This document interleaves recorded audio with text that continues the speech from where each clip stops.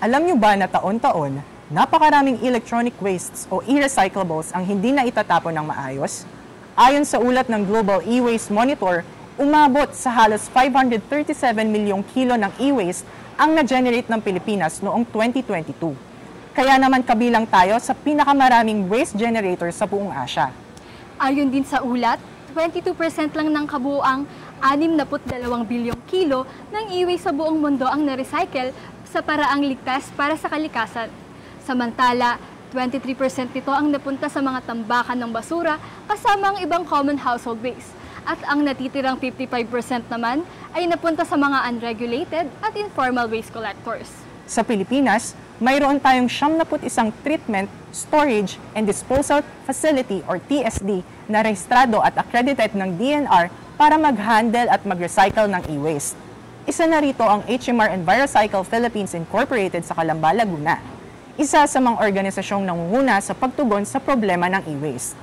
Kaya sa episode na ito, samahan niyo kami sa isang masinsinang talakayan tungkol sa e-waste management mula sa tamang proseso ng disposal, gampanin ng komunidad at ng TSD facilities hanggang sa mga teknolohiyang ginagamit sa recycling.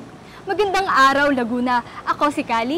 At ako naman si Roy. Sama-sama nating pagsaluhan ang magagandang kwento, masasayang karanasan, at makabuluhang usapan, lahat ng yan, dito sa Laguna.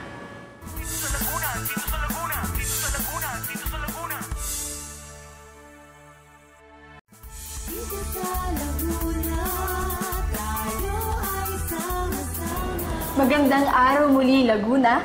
Kami po ay inyong napapanood sa ating Facebook page at YouTube channel at dito sa Laguna TV.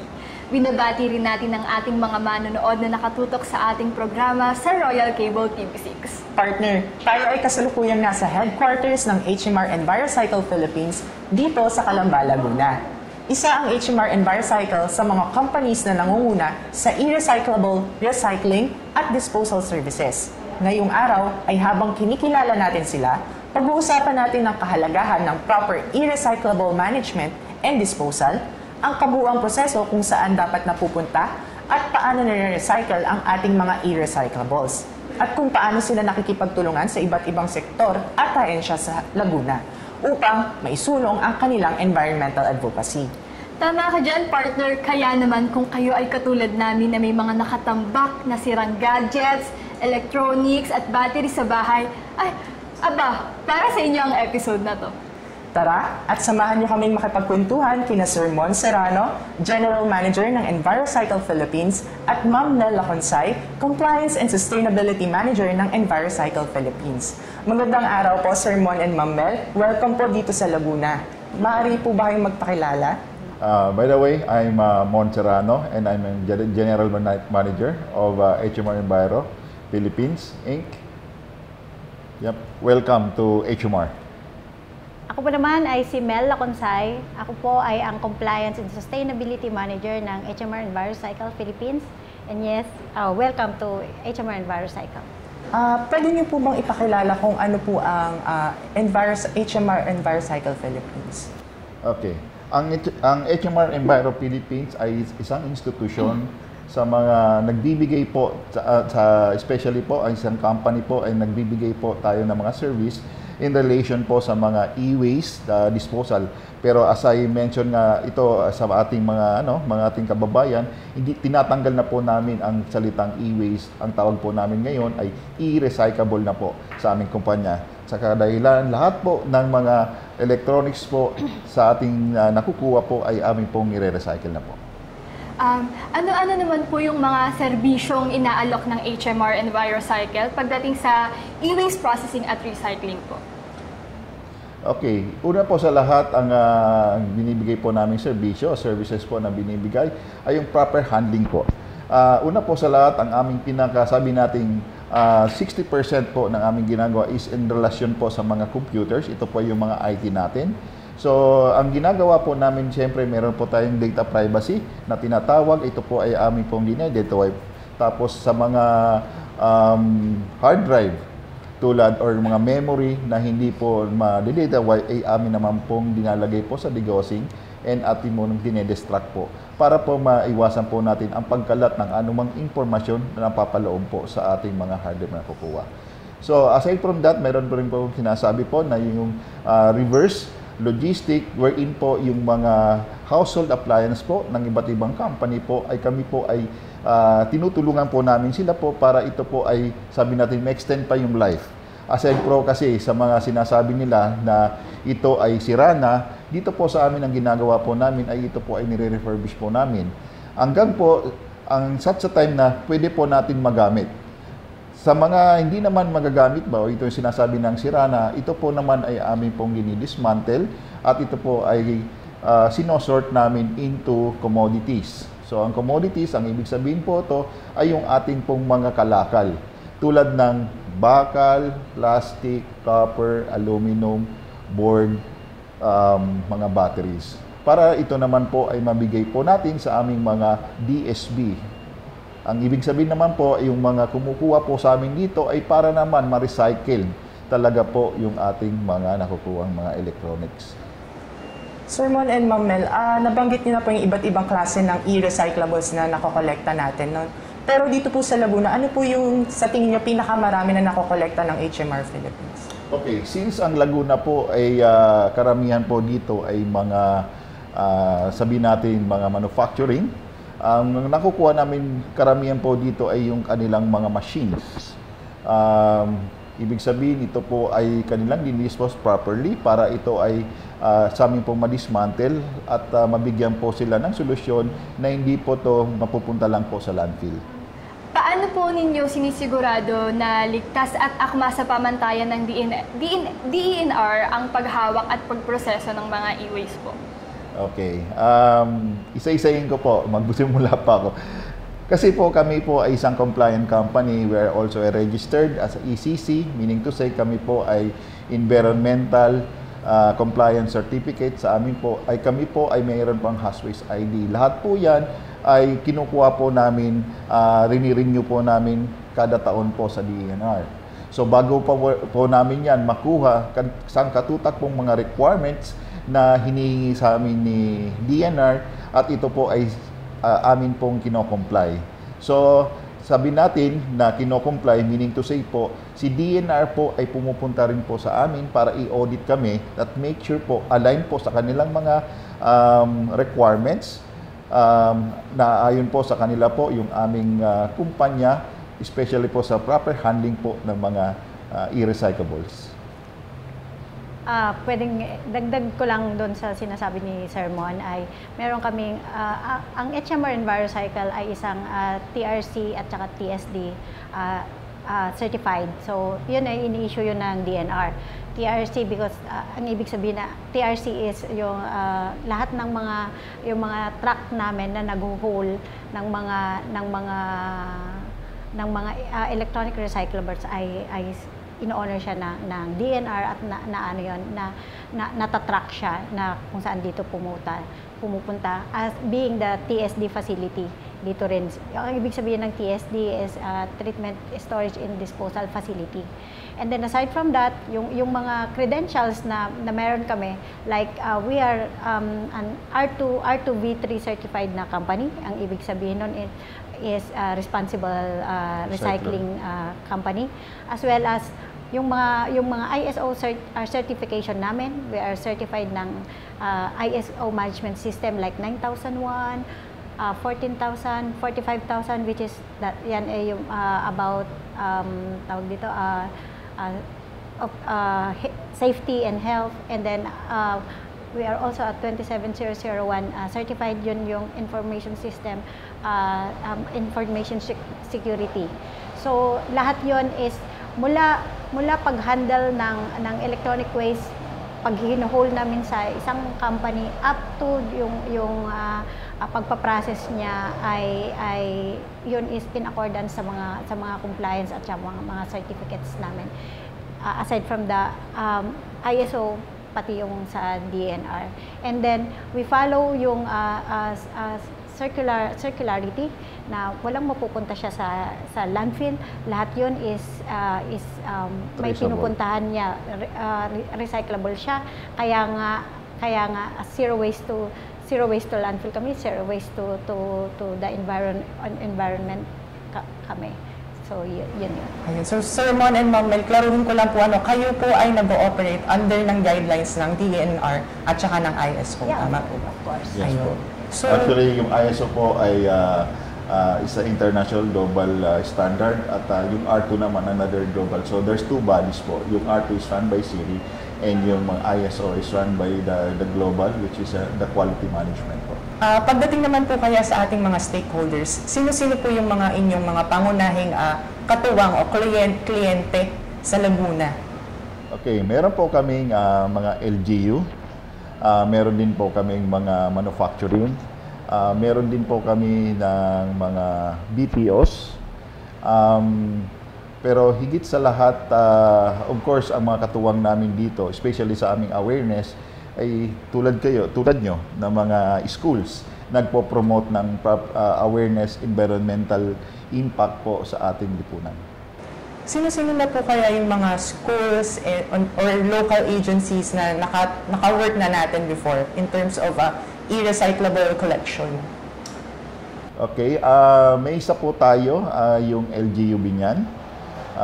Sila po ay, ganun din po, ay hiningi po ang aming serbisyo para po yung awareness through the e-bin.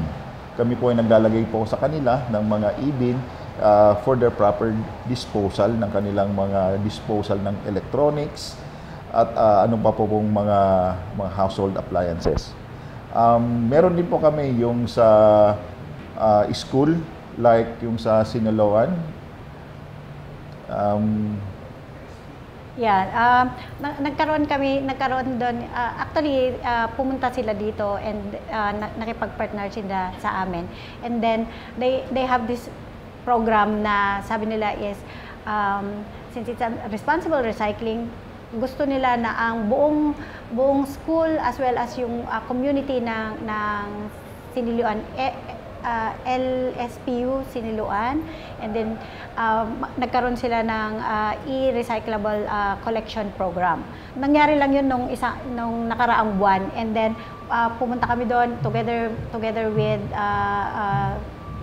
nung nilungsad yung program, meron kaming talk regarding sa responsible recycling, proper yung e-recyclable management.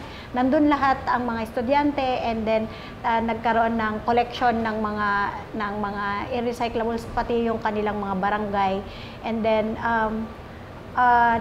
nakakolekta kami ng mga 3 or 3 to 4 tons ng mga electronic recyclables. At we really, sinasabi talaga namin sa kanila na if you would partner with us, ibig sabihin, we ensure na ma-manage talaga. Kasi nga, we are an R2V3 certified company, di ba? Responsible recycling. Na as much as possible, lahat ng pwedeng gawin sa mga electronic recyclables natin, which is, for example, i-reuse, which is the highest form of recycling, di ba? Igaganon siya, i-refurb siya, i-remanufacture siya, and then pag hindi naman, kagaya ng diniscuss ni Sir Mon, is i-dismantle natin siya kung hindi na siya mapapakinabangan para ma-separate yung bakal, plastic, small motors, PCB, yun ay may mga value na items.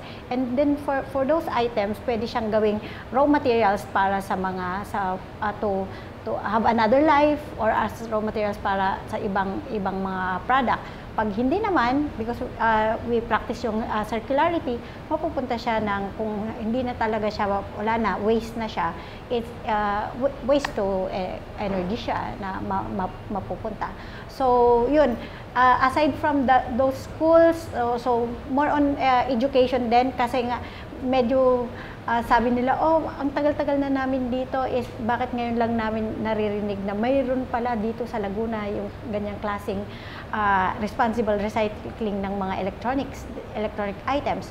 So kaya yan, marami na kaming na-engage na aside from the LGUs, mga NGOs, mga schools, and then we talk about responsible recycling. Kasi kung 90% ng mga yung mga data natin ng mga previous mga years na mga like yung mga 2022, 90% ng ating mga electronic recyclables is being ginagawa lang ng mga informal di ba?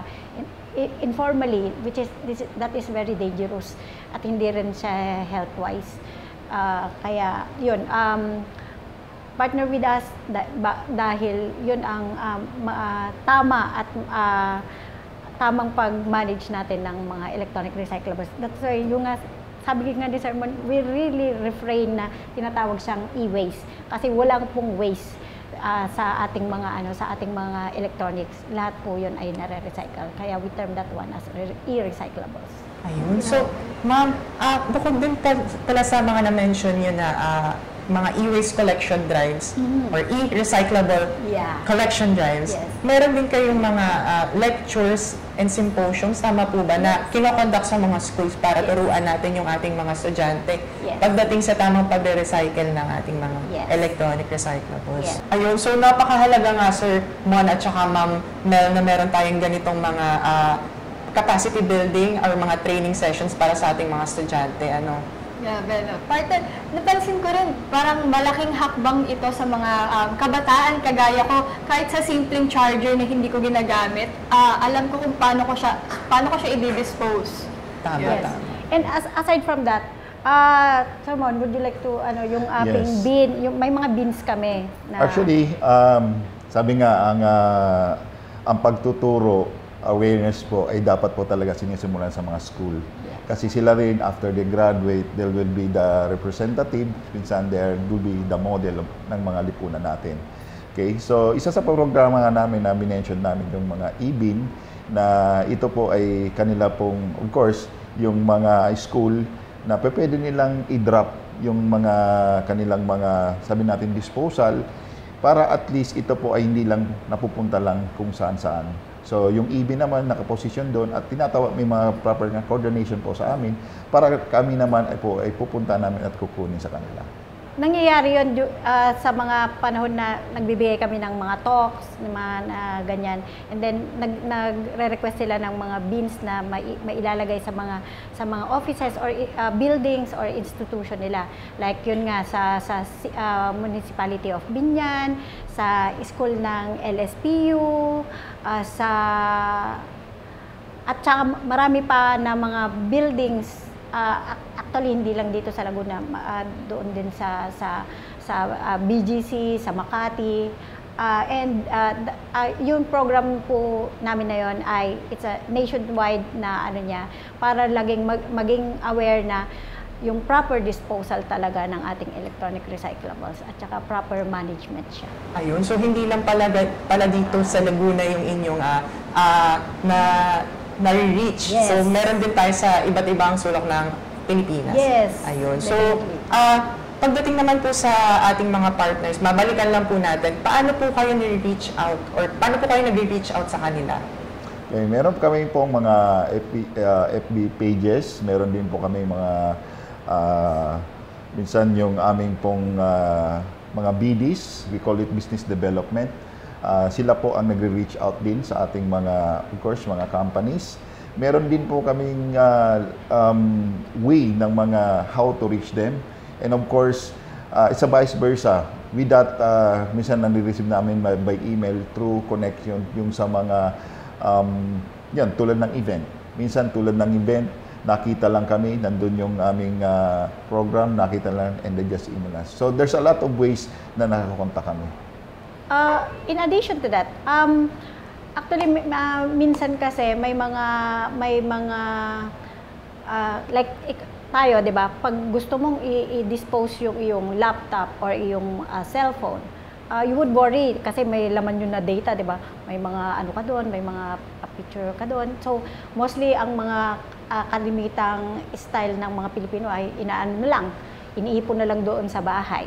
So, being an R2V3 certified, you don't worry kung ma-expose yung mga data. At saka, syempre, ganun din ang mga worries ng mga malalaking company or malalaking data centers, malalaking BPOs. BPOs, yes, BPOs, dahil banks. sa mga data. And for us, meron kaming so ang una kasing gagawin doon, or depende sa requirement ng mga kliyente on their data destruction, is that kung gusto nila na assured data destruction or mga data wiping lang, may mga licensed software na mga ginagamit to ensure na yung mga data na yon ay mai-erase na ano pa siya, as in totally erase, na hindi lang yung pag-reset or something, kasi may mga natitira pang mga ganong mga data. Or kung hindi, for that, na ma-maximize mo pa yung value ng item mo para ma-reuse pa or ma-resell pa, di ba? Magagamit mo pa yon. Pero kung hindi naman, meron ding mga assured destruction na mga pagdidigos, ibig sabihin Meron kasi kaming na-erase ganito na. mga companies na tulad ng banks, tulad ng mga sabihin natin mga high restricted na mga companies na they don't want just to data wipe. They want to destruct up to single inch nung kanilang mga data-bearing device. As I mentioned, yung hard drive, SSD, yung memory. Kasi may mga importante po siyang mga dokumento, mga baka files. kasi, of course, ang tulad sa napapanood natin din sa mga movie na kumisa nakakakuha, kahit distracted na yan, physically, kumisa nakakakuha pa sila ng mga ways para makuha yung data. But in our case, 3 pong pagdadaanan yan. Which is yung data wiping, degaussing, and yung shredding, which is talagang Physical destruction. maliliit na talagang lalabas. So there's no way talaga that the data or any information of that inside the bearing devices makakuha pa talaga. Ayun. So marami tayong nakuha ngayon dito sa session natin tungkol sa pagpapakilala ng HMR Envirocycle Philippines. At maganda na nalaman natin yung kanilang mga programa, sino yung kanilang usually tinutulungan or sino yung nag-reach out sa kanila. Madami silang partners, mga schools, mga local agencies, mga government agencies. At napakahalaga talaga na meron tayong kaalaman pagdating sa tamang pag-recycle ng ating e-wastes. Ayun. So thank you po, Ma'am Mel at saka Sir Mon. At wag po kayong maalis, muling magbabalik po ang Dito sa Laguna pagkatapos ng ilang paalala.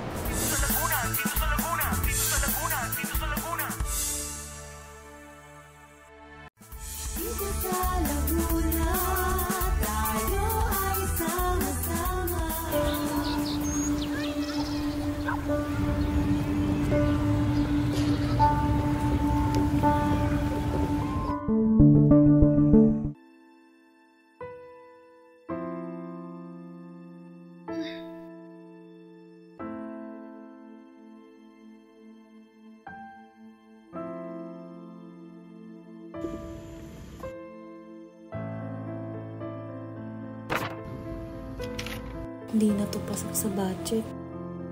Nak, umpisan mo na maghanap ng dorm. Mabilis magkaubusan. Hanggang 2,000 lang sagad kaya natin, ha?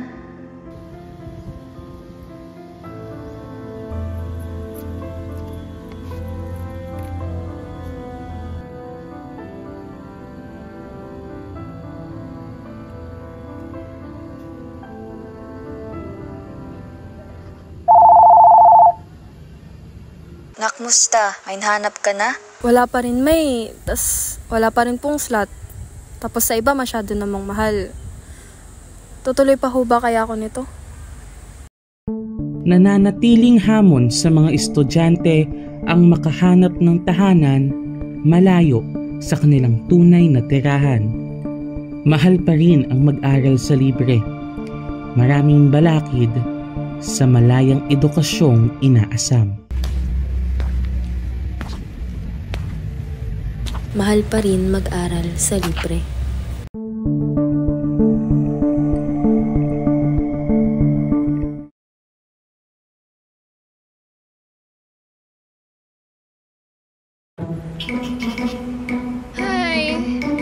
exam. Buti na lang patating na yung mga parcel ko. Deserve! Oh, mga bagong damit na naman ba yan? Oo, katulad ng suot ko ngayon. Oo, di ba? With discount voucher, aesthetic na, at marami pang pagpipilian online. Yan yung sinasabi ko sa mga Oo nga. Mukhang marami nga. Kayo nagkapareho. Siya, halik ka rito. Papakita ko sa'yo yung marami talagang pagpipilian. Pili ka lang dyan, kahit anong style. Mix and match. No voucher, tawad pwede. Oh, kuya. Imbis na itapon, inuungkay. Tignan mo to. Branded pa nga, oh. Pero may eco-friendly voucher. Okay Sige po kuya, bukas na lang po. Pasensya na po talaga, wala po kasing tao sa bahay. Oh. Sa ukay, anytime, anywhere. Tipid na sa gasolina, sa plastic at enerhiya pa. Okay Kaya sa susunod na mag-add card ka, tipipin mo muna. Nasa ukay, okay pa!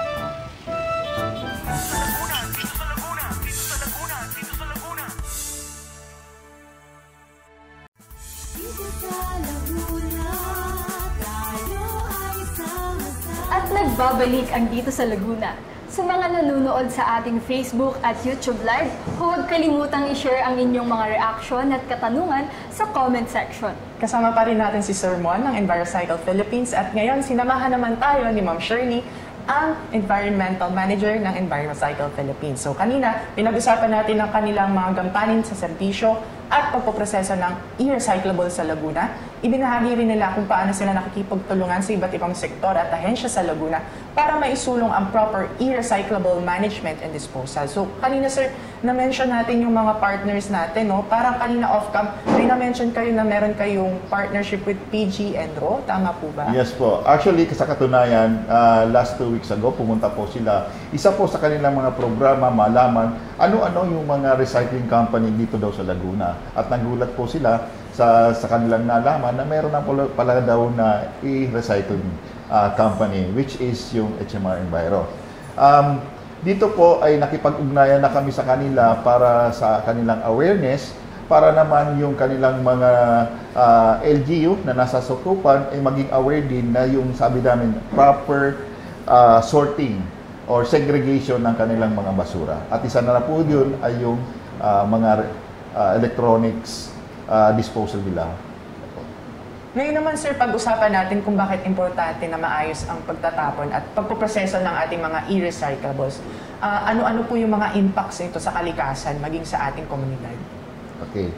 Ito lang po ang masasabi ko po sa ating mga kababayan, especially sa ating mga manonood, na ang mga electronics po natin ay may mga, sabi natin, naka-embed dyan na mga, sabi natin, mga chemicals, tulad ng mercury, tulad po ng mga silver, tulad po ng ibang mga, sabi natin, mga chemicals na kaya tinawag po ito na HAZS waste or hazardous waste.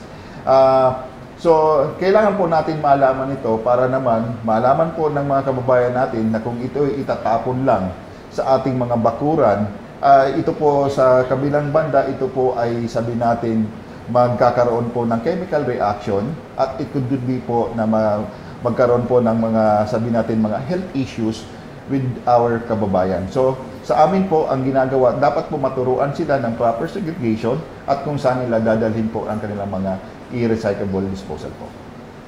So, malaki din ang impact niya sa ating kalikasan pagdating sa, siyempre, pag nagtatapon tayo sa lupa, sa basurahan, o sa ilog, o kahit saan, masisira po yung ating kalikasan.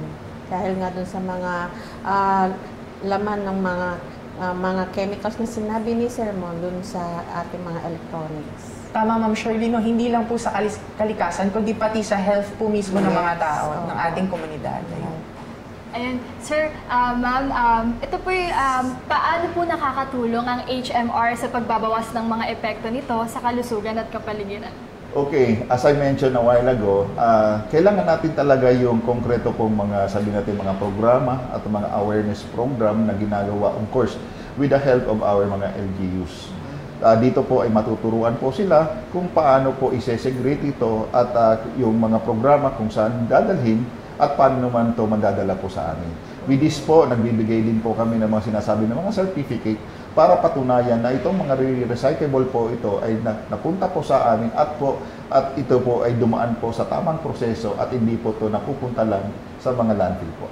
Sir Mon and Ma'am Shirley, pwede po ba kayong mag-share or magbahagi ng iba't ibang or isang success story na tungkol po sa inyong programa kung saan nakakita po kayo ng malaking impact nung ginawa nyo na pag-recycle ng e-recyclable sa isang community? Yun nga po, yung kamakailan nga lang ay yung pakikipag-partner namin ay isang malaking bagay sa LGU. Dati kasi pang barangay lang, and then siyempre mahirap din para sa bansang barangay lang tayo magpo-focus, but eventually we were able to nakipag-ugnayan sa kabuuang provincial government ng Laguna. So from there, kailangan namin malaman kung ano ba yung talagang kailangan nila, dahil sila, they are also determinado din sila na ma-improve yung kanilang disposal pagdating sa electronic recyclables. So, nagbibigay kami ng edukasyon sa kanila, awareness, at syempre tinutulungan din namin sila kung paano yung tamang pag-recycle. Yes po, nabanggit po ni Ma'am Shirley about po sa isang LGU. Actually, yung LG po ito, meron na po sila mga programa rin sa mga solid waste. Yun nga lang po, ang nawala lang talaga sa kanila, yung e-waste na sinasabi nila na paano sila matutulungan. Kasi meron na daw sila yung basura kung paano ginagawa nilang proper recycling, pero yung e-waste lang, yung sabi nila, wala pa silang nahahanap. So, ito po ay nakatulong din sila para makumpleto po nila yung sinasabi nila proper disposal ng mga solid waste. That includes yung mga e-recyclables po. Tama po, isang case po natin ay itong sa Binyan City, tama Yes, po ba? po. Yes. Meron po ba kaya tayong data or statistics kung ilan na po yung nakakot natin or na-collect natin na e-waste mula sa kanila? Sa ngayon kasi bago pa lang, so nag-start pa lang sila ng collection, and then only last week lang sila nagpadala ng initial na collection. So kailangan pa namin, nandun pa siya sa aming facility, and bibigyan namin sila ng mga certificate at mga resulta kung paano namin siya ni-recycle. Yes po. Yun po. Kasi ang proper po namin yan ay pag-handle po ng mga recyclable. Of course, dumadaan po sa aming receiving. After ng receiving po, chine-check po doon kung ano pa yung mga status ng mga ating mga electronics. From there po, chine-check namin kung pwede pang ma-reuse through the refurbishing. Meaning to say, aayusin, pero kung wala na talaga, idadaan na po sa aming production, wherein po ito po ay dismantle at isosort into commodities po. Bali, yun po yung proseso mula collection hanggang doon na po sa ating treatment ng ating e-recycle. Yes po, yes po. Idadagdag ko lang, nakapag-collection din kami sa Laguna State Polytechnic University, Sinuluan. So, meron silang 2 days na collection drive, and nakapag-collect kami ng a total of 298 kilograms na electronic for recyclables. Yun. So, magbigay na kami sa kanila ng report na treat na siya, na process na siya, and then yun. So, okay na siya for recycle. Ma'am Shirley at Sir Mon, ito pong nababanggit natin ay at the institution level po. Paano naman po kaya pagdating sa ating mga tahanan? Ano po yung mga patakaran o gabay na dapat sundin ng mga may bahay or yung ating households pagdating po sa pagmamanage ng ating mga e-recyclables? Dapat lang talaga sa ating mga tahanan, magkaroon din tayo ng sariling bin para sa mga electronic recycles. Dapat yung mga electronic recycles natin, itinatabi natin, and then idalhin natin sa accredited na facility tulad ng HMR para po siya ma-recycle ng mabuti. Kasi po, syempre, ang isa rin kasi sa impact, kapag dinala nyo lang siya sa isang facility, sa scrap or sa junk shop, hindi natin alam na magiging impose din ito ng health issues sa gumagawa, diba? Then also, yun nga po. So, dapat magkaroon tayo ng sariling ipag-segregate ng mga itabi natin, yung mga alam natin ng mga gamit na electronics na hindi na natin ginagamit. May dagdag ko lang. Sa kasalukuyan kasi, meron din po kaming mga e-bin sa aming mga stores. Nakalagay po sa isang stores po namin, wherein po nakalagay po namin doon ang programa namin na kami po ay tumatanggap po ng mga electronics po. Aside from that po, meron din po kami actually yung iba na awareness na sila po ay nakikipagtulungan din sa amin, tumatawag sa amin kasi meron naman po kami mga trucks na lumalabas everyday at kuminsan po ay dinadaanan na rin po namin para po makolekta po yung kanilang mga i-recyclable po disposal. Naku, Clary, ikaw ba sa bahay, marami ka bang e-waste na nandun? Marami mga earphones. So, pwede po kaya kaming magdala dito ng mga e-recyclable sa HMR po? Yes pwede po. Tinatanggap po namin ang buong buo. Kahit po ba piraso lang siya or may limited na kilo po ba kapag dinala po namin Pag sa dinala HMR? po, wala pong problema. Yun lang pag sabi natin, pag pick upin natin, of course, we at least kina-cluster kasi namin yan para naman hindi po masayang po ang pag-ikot po ng trucks. Meron po kaming isa-dalawang trucks na yun po yung ginagawa niya ay mag-collecta lang po ng mga i-recyclable po, disposal ng mga companies po at ng mga household po. Tuwing kailan naman po kaya kami pwede magdala dito mismo ng aming mga e-recyclables? Ang HMR po ay bukas po ng Monday to Saturday from 7 o'clock in the morning up to 4 o'clock po in the afternoon po. So, anytime po dyan, pwede po kayo magdala po sa amin ng inyong mga i-recyclable po. Ayun, Ma'am and Sir, paano nyo naman po kaya hikayatin yung ating public or yung ating community na makilahok or tumulong sa mas maayos at responsableng pagtatapon ng ating mga e-waste? Ano po yung inyong mga message sa kanila? Sa akin lang siguro, sa aking mga kababayan, of course, na meron po tayo, alam ko na yung iba po natin na mga especially po yung may mga data-bearing device, alam po namin na ito po ay yung tinatago hanggang sa bandang huli, talagang sa tingin nyo is di na magagamit at masira na kasi nga meron kayong sinasabi mga pinoprotected pong data. Huwag po kayong matakot po sa pag-didispo po sa amin kasi lahat po yan po ay dumadaan po, as mentioned po kanina ni Miss Mel, na meron po kaming R2B3 po certified na idadaan po namin sa proper way ng process po namin. At inaayaan na po namin ang ating mga household po na kami po sa HMR ay iyong kapartner para naman po sa ating matagumpay at green na environmental po. Yes po. Kayo, Ma'am? Nasabi na rin niya yun. Ayun. So, hindi pa tapos ang ating kwentuhan. Magpapahinga lang tayo saglit para sa ilang mga paalala. Mamaya ay itutur tayo Sir Ryan sa kanilang e-waste TSD facility para alamin kung saan napupunta at anong kinahihinatnan ng mga e-recyclables na ating tina-turn over sa kanila.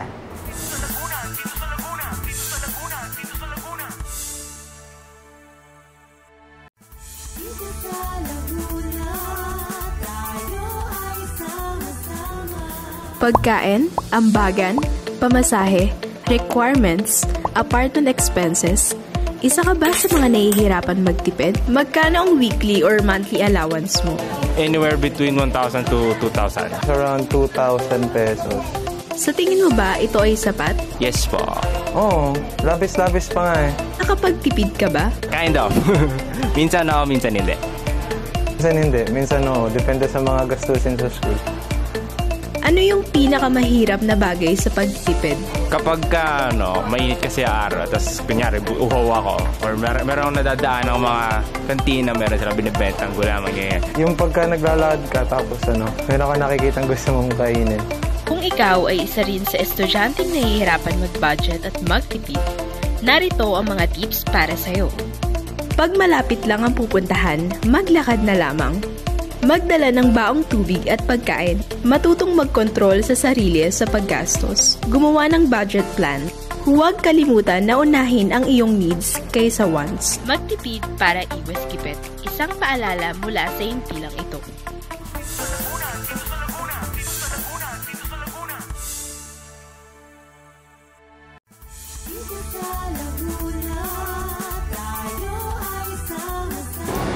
babalikan dito sa Laguna. At syempre, para mas maintindihan natin kung ano nga ba ang ginagawa ng HMR Envirocycle, samahan nyo kami dito sa kanilang facility sa Calamba, Laguna. At kasama nga natin ngayon si Sir Ryan Dimalanta, ang Environmental Safety and Health Head ng Envirocycle Philippines at ang Pollution Control Officer nila. So Sir Ryan, welcome po dito sa Laguna at pwede nyo po ba kaming i-tour dito sa inyong facility para malaman kung paano nyo po pinoproseso yung ating mga e-recyclables? Okay, so good morning po sa lahat, no? Isang umaga at isang makalikasang pagbate sa lahat. So from the client side, kukunin namin yung hazardous waste, like for example, kung classified as hazardous waste siya, papunta dito sa receiving, kailangan meron siyang tinatawag na permit to transport na approved ng DNR-EMB. So once approved, kailangan merong manifest. So yung driver and yung helper na kasama dun sa hauling ay trained din sila. Kasi dito sa HMR Envirocycle, hindi kami nagde-deploy ng tao na hindi properly trained or authorized to do so yung kanilang scope of work. So pagdating dito, yung truck or yung wing van namin or yung sasakyan namin na authorized by the TRC ng DNR, nakasilyado yon. So mayroong listahan yun, yung manifesto kung anong laman, tapos nakasil siya. So pagdating dito sa amin sa receiving or unloading area, chinecheck siya ng aming security and the receiving team. So yun po siya. So pagkatapos po natin dito, kapag na-inspect, na-unload na po, na-inspect, saan po yung sunod natin na station? Okay, ang next process natin dyan is that syempre, ipapalo namin yung R2 categorization. Kung siya po ay hazardous waste, dadaling po siya sa control 0. And for control 1, for assured destruction, or for pag control 2, mapupunta siya sa ITAD. Then pag control 3, dadali namin siya doon sa commodities. So yun siya. So dito yung sorting.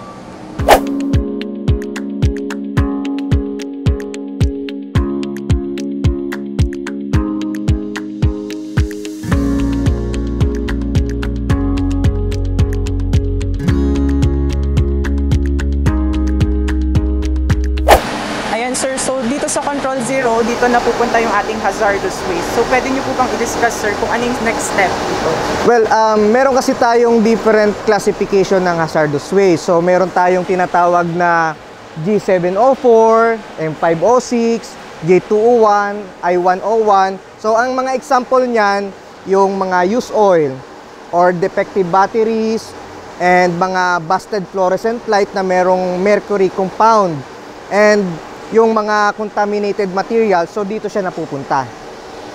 Ayun sir, so yun po yung para sa Control 0, which is hazardous waste. Pwede nyo po bang i-differentiate pa ng mas in detail, ano naman po yung for Control 1 hanggang 3? Okay, so yung for Control 1 naman, ito yung mga items like for example, mga IT assets na ang gusto ni client ay assured destruction. So physical destruction yun, dadaling siya sa Control 1 para to disassemble and to separate yung mga commodities niya. Like for example, yung mga metal, PCBs, mga batteries, or yung plastic niya. So, isa-separate siya, isa-segregate siya para doon sa next process na to recycle. For Control 2 naman po, sir? For Control 2, meron tayong dalawang treatment. So, for Control 2, meron tayong tinatawag na non-data bearing devices in which doon sa area na yon kinakandak yung test and repair, and then doon naman sa mga data bearing devices na which require yung data erasure, doon naman natin kinakandak yung data wiping bago siya repair and testing, or kung functional na siya, saka siya mapupunta sa Control 3. Okay, sir, yung Control 3 naman po? Yung Control 3, ito naman yung mga items kung saan classified na siya as functional, tested, and ready to sell or ready for reuse. So in that way, napoprolong natin yung life nung item. So yun yung tinatawag na circular economy. Okay, so matapos sir yung ating sorting, pupunta na tayo sa dismantling, tama po ba? Which is nasa Control 1. Control 1. So pwede po ba natin puntahan yung Control 1, sir? Sure.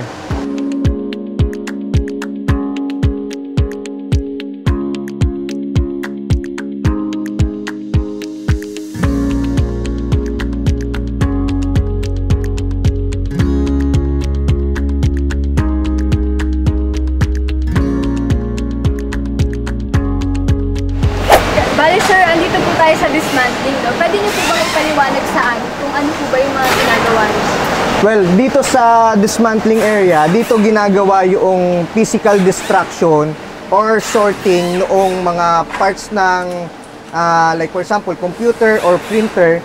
So dito siya, dinidisassemble, pinaghihiwalay yung mga PCB boards, yung battery, yung plastic, yung metal, para doon sa pag-move niya forward doon sa commodity. Sir, mukhang kasalukuyan silang nagdi-dismantle ngayon. Ano po yung dinidismantle nila? Yes, ito ay isang printer scanner machine. Okay. So, bakit nga po ba sir mahalaga na paghiwa-hiwalay yung mga materials natin? Well, very important kasi yung sorting. Kasi sabi nga yan ng DNR or ng batas natin, kailangan na perform natin yung segregation at source sa bahay pa lang, sinaseparate natin. Kasi hindi natin pwedeng i-recycle ang isang bagay kung ito ay sama-sama. So we need to classify first yung plastic, metal, dahil kung plastic yan, yung plastic kasi ay tutunawin natin para maging new product or new raw material, the same way sa metal, para ma-reuse or ma-remanufacture siya for other purpose. Ayun sir, so pagkatapos naman itong ating dismantling, saan naman po yung next station natin after that? Well, yun nga, once na na-extract na lahat yung mga plastic na yan, dadali namin siya sa aming DSB para doon sa treatment for recycling naman ng plastic or ng metal. So kung ano yung mga mapapakinabangan pa. And kung sakali man na hindi na siya mapapakinabangan, hindi pa rin kami nagtatapon ng landfill, bagkus dinadala namin siya into waste to energy. Ayan sir, so ano naman po yung meron dito sa Control 2? Well, itong Control 2 o yung IT Asset Disposition, dito yung ginagawa yung mga testing and repair. So dito, makikita nyo, meron tayong mga computer, mga monitor, mga sound system, or speakers na tinatry pa nating buhayin. So, bibigyan natin ng second life chance yung mga assets na dinispose na ng mga tao. So, after po natin mapagana or mabigyan ng second life itong mga gadgets na ito, papasok naman po siya sa Control 3. Tama. So, pwede po ba natin puntahan naman yung Control 3? Sure. Ayan, tayo po ay nasa Control 3, no? Pwede niyo po kayang ipaliwanag sa amin at sa mga manonood kung ano nga po ba ang nakikita sa Control 3? Well, ito yung Control 3 kung saan yung mga items na galing ng receiving, ni-sort namin, dumaan sa Control 2 for testing and repair. So once na functional na siya and usable na, dito na siya mapupunta for ready to sell. So bakit siya ready to sell? So ito yung mga items na binibenta namin na more cheaper, kung saan pwedeng makabili yung ating mga kababayan ng pwede sila ng walk-in or pwede silang bumili as wholesale. So dito nila yan makukuha. Ayun sir, so itong mga functional na devices na to na na-revive nyo na, paano siya pwedeng bilhin? Pwede po bang pumasok na lang dito mismo sa HMR at bumili? Mamili na lang dito? Yes, pwede sila mag-walk-in dito sa HMR Envirocycle Philippines dito sa Canlubang, Calamba City para maka-avail ng mga products na available. Pero wag silang mag-worry kasi yung mga items na masosold out nila dito was tested and repair, or if they want na i-test ulit, pwede natin gawin. Ano sir, usually yung mga dito, mga pinakamaraming gadgets na nakukuha? Well, pinakamarami dito ay mga CPU, monitor, mga smart TV, may mga smart cellphones din, tapos mga speaker, projector, and marami pang iba. At talagang functional na siya sir, no? Mula sa pagiging basura, magagamit na ulit siya. Tama, doon natin binibigyan ng halaga yung tinatawag na circular economy or pagbibigay dagdag buhay sa mga assets or items na dinispose na nila. Ayun, so napakaraming naging proseso nung ating e-waste at talagang masasabi natin na sobrang helpful ng pag-recycle ng ating hindi e-waste na ang tawag, no? E-recycling. E-recyclables. Ayun, so very helpful talagang HMR Philippines pagdating dito kasi nagagawa natin ng paraan yung mga e-waste or e-recyclables natin. So maraming salamat po sir sa pag-tour po dito sa ating facility at marami po kami talagang natutunan. Ikaw, Clary, ano ba natutunan mo dito sa ating tour? Simula pa lang sa kapag collect ng mga lumang gamit na hindi na ginagamit hanggang sa pag-disseminate, ganun pala yung pagproseso nun. Nakikita natin kung paano siya maging maayos at magagamit ulit ng ating mga kababayan. Sir, kayo, meron po ba kayong message para sa ating mga viewers? Well, ang reminder lang namin sa lahat lalo na sa lahat ng Pilipino na sundin natin yung batas ng Pilipinas, lalong-lalo na sa yung Republic Act 6969 or yung Hazardous Waste Management at saka yung Republic Act 90003, yung Ecological Solid Waste Management, kung saan dapat pinapractice natin sa bahay pa lang or sa company pa lang yung tinatawag na sorting at source, no? Yung paghihiwalay ng pagsisegregate ng mga basura para yung pagkolekta hindi na nahihirapan. And then, kailangan yung, especially yung sa hazardous waste, ay kailangan natitreat siya. Dahil pag hindi natin siya natreat, pwede itong magbigay ng negative effect sa kalikasan pagdating sa lupa, tubig, hangin, dahil sa maling pagtatapon ng basura. So, lalong-lalo na ngayon, yung climate change, very evident, very nararamdaman na natin siya. Iba na ang panahon ngayon, because of that. Yung mga ganong factor. Ayan, so maraming salamat po Sir Ryan at sa ating mga kasamahan sa HMR Philippines sa pag-tour dito sa kanilang facility. Ayun. Ayan, Kali, ang dami nating natutunan dito sa EnviroCycle Philippines mula sa pagkuha, pag-segregate at saka pag-recycle ng ating mga e-waste. At saka isa sa pinaka-main takeaway ko dito, hindi na dapat siya tinatawag na e-waste. Siya ay e-recyclable kasi ang goal talaga natin dito ay magamit ulit o ma-recycle yung mga nasira nating gadgets. Ikaw, ano ba yung nakuha mo dito sa episode natin? Oo, ayan. Sa mga nakapanayam natin, mas naunawaan ko kung bakit mahalaga ang pagbubukod ng mga basura sa ating pamamahay. Kahit sa simple lang sa pamamahay natin siya magsisimula. Kagaya ng mga hindi na natin ginagamit na bagay. May mas maayos pa pala siyang pupuntahan at magagamit pa ito. At saka bukod dito, natutunan din natin yung kahalagahan ng pakikipagtulungan sa iba't ibang sektor. Dahil ang EnviroCycle Philippines, nakikipagtulungan siya sa mga schools, mga national government agencies para ma-promote yung kanilang environmental advocacy pagdating sa e-waste or e-recyclable management. So, ayun. So, at dito na nga nagtatapos ang ating episode ngayong Lunes. Pwede nyo ulit mapanood ang ating palabas ngayong araw sa Royal Cable TV6 mula Lunes hanggang Sabado o di kaya ay via on demand sa ating official YouTube channel dito sa Laguna TV. Siyempre, sundan ninyo ang mga ganap ng ating programa sa ating Facebook page at dito sa Laguna TV. Muli, ako si Kali. At ako naman si Roy. Magkita-kita tayo sa susunod na Lunes dito sa Laguna. Dito sa Laguna, tayo ay sama-sama. Matuto sa ating kwento, magkulay na karanasan. Dito sa Laguna, tayo ay sama-sama. Matuto sa ating kwento.